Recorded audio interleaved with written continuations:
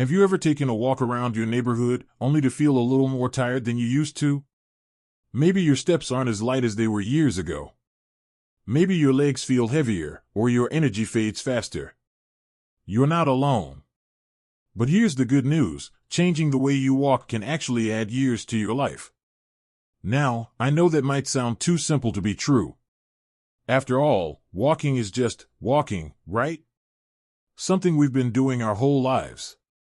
But the truth is, as we get older, the way we move matters more than ever. Science has shown that the right kind of walking can improve your heart health, strengthen your muscles, keep your brain sharp, and even help you feel younger.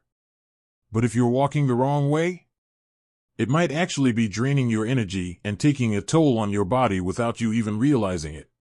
So, let's talk about it. Because once you make these small adjustments, you might just find yourself feeling more energized, stronger, and even years younger. Let's start with something simple but powerful: your pace. You see, when we were younger, we naturally walked at a quicker pace. But over time, we slow down. And that's natural. Our muscles lose some of their strength, our joints feel a little stiffer, and we don't always have the same energy we used to. But here's the thing: studies have shown that people who maintain a brisk walking pace as they age tend to live longer and healthier lives. In fact, researchers have found that your walking speed can actually predict your lifespan. Now, I'm not saying you need to start power walking like you're in a race. But picking up the pace just a little can make a huge difference. Think about it like this: when you walk briskly, your heart works a little harder, your lungs get a better workout, and your circulation improves. That means more oxygen flowing to your brain and muscles, which can help you feel more awake and energized. And if you're thinking, "But I don't have the stamina for that anymore," don't worry. The key isn't to push yourself too hard, it's to start where you are and gradually increase your pace. If you normally walk at a slow, leisurely pace, try picking it up just a little for a few minutes at a time. You don't need to exhaust yourself, just enough to feel like you're putting in a little more effort. Over time, your endurance will build, and you'll find that you naturally walk faster without even thinking about it. Now, let's talk about something just as important: your posture. Have you ever noticed how some older adults start to lean forward when they walk? It's a common habit, but it can actually make you feel more tired and put unnecessary strain on your back and joints. The ideal walking posture is upright and relaxed. Imagine a string gently pulling you up from the top of your head, keeping your spine straight.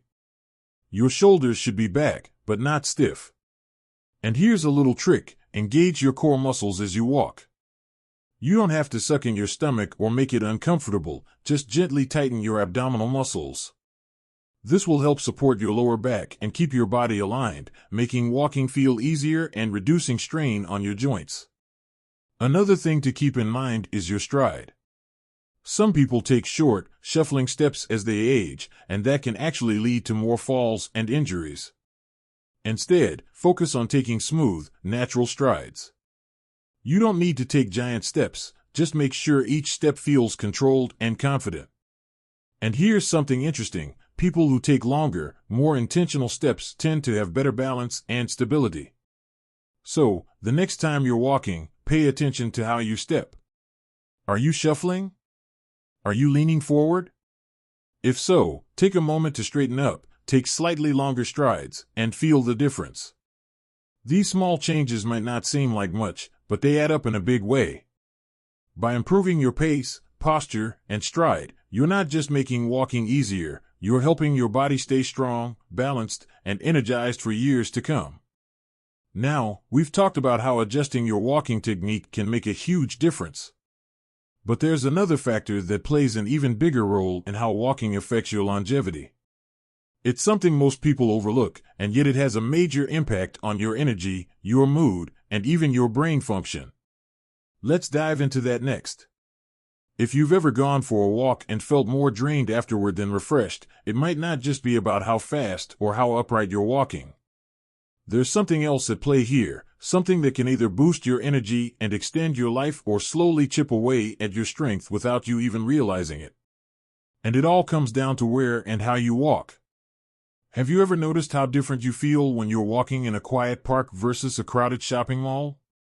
Or how a walk by the ocean or in a tree-lined neighborhood leaves you feeling refreshed, while walking on a noisy, busy street can feel exhausting?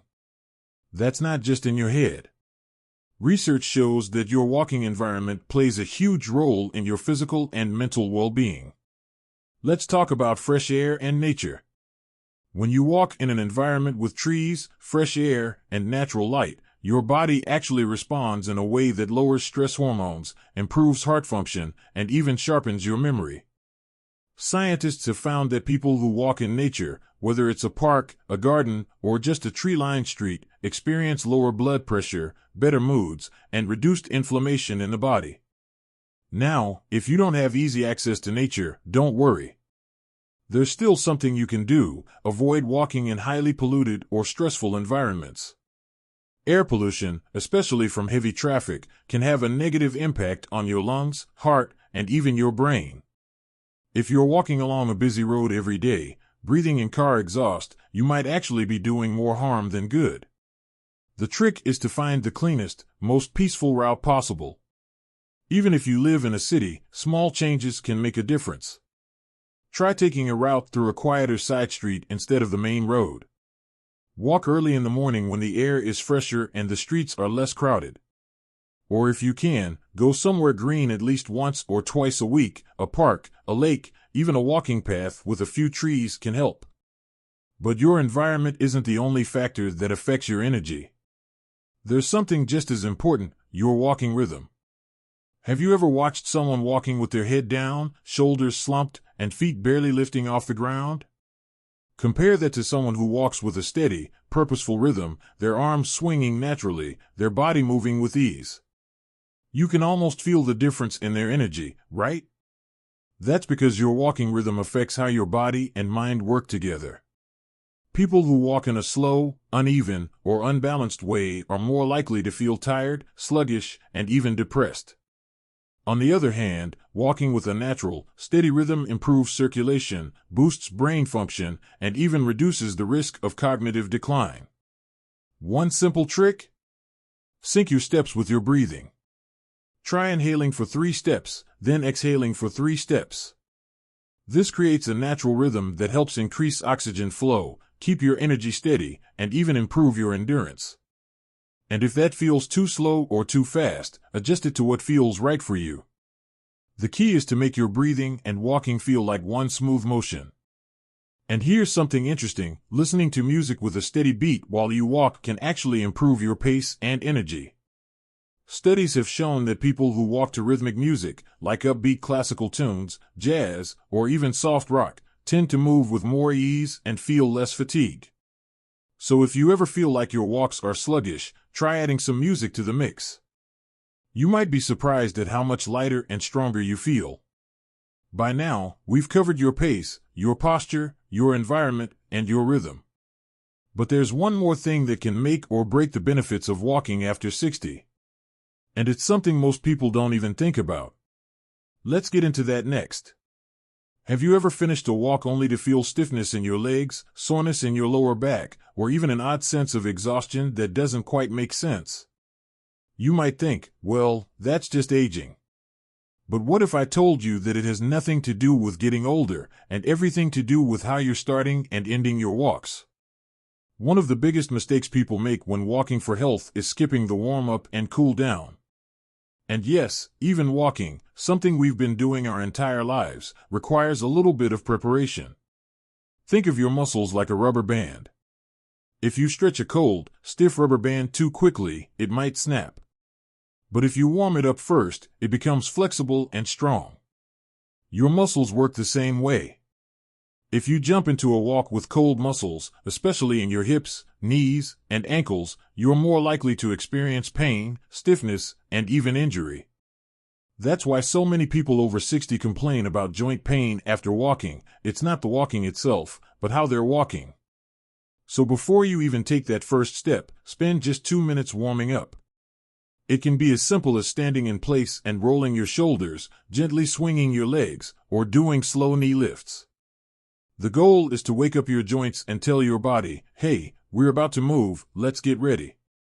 And then there's the cool down. This is where most people go wrong. After a walk, it's tempting to just stop, sit down, and be done with it.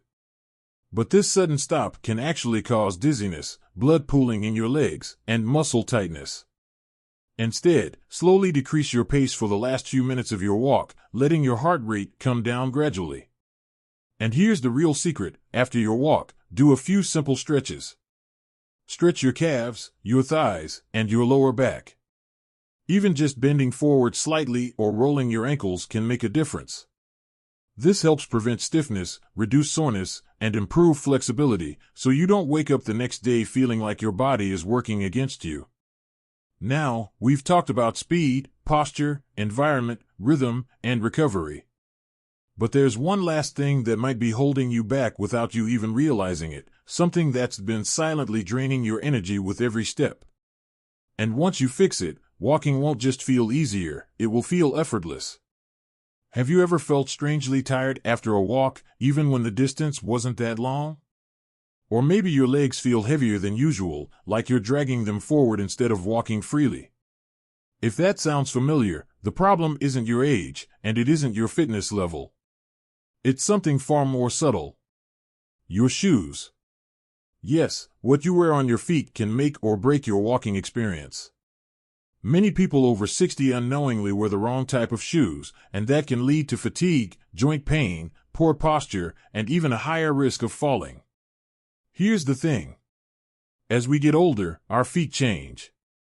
The arches may flatten, the padding on the soles gets thinner, and even the shape of the foot can shift slightly.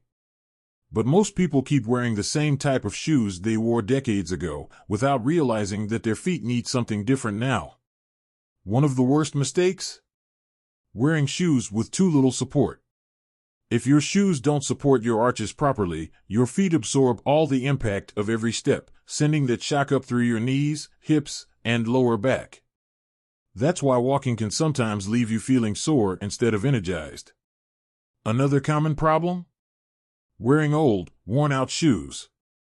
Even if they still look okay, most walking shoes lose their cushioning after about 300 to 500 miles of use. That means if you've been using the same pair for years, they might be working against you instead of for you. So what should you look for in the perfect walking shoe? First, supportive cushioning, something that absorbs shock and takes pressure off your joints. Second, a firm heel to keep your foot stable and prevent wobbly steps. And third, the right fit, not too tight, not too loose, with enough room for your toes to move comfortably. And here's a quick test. Take your current walking shoes and bend them in half. If they fold completely, they're too flexible and not providing enough support. A good walking shoe should have some flexibility, but not so much that it feels like a slipper. The right shoes can transform your walk from something that tires you out to something that energizes you. But there's one more piece of the puzzle, something even more powerful than shoes, speed, or posture. It's the mental shift that can turn walking into not just a habit, but a life-changing practice. Have you ever noticed that some days, your walk feels effortless, like you could go for miles, while other days, every step feels like a chore? It's not just about how much sleep you got or what you ate that day. There's something else at play, something even more powerful. Your mindset. Most people think of walking as just a way to get from one place to another. But if you shift your perspective, it can become so much more. It can be a way to clear your mind, to reset your mood, and even to add years to your life. Think about this. Have you ever seen someone shuffling along, head down, shoulders slumped, moving like they're carrying the weight of the world? Now compare that to someone walking with purpose, head up, eyes forward, breathing deeply, with a spring in their step.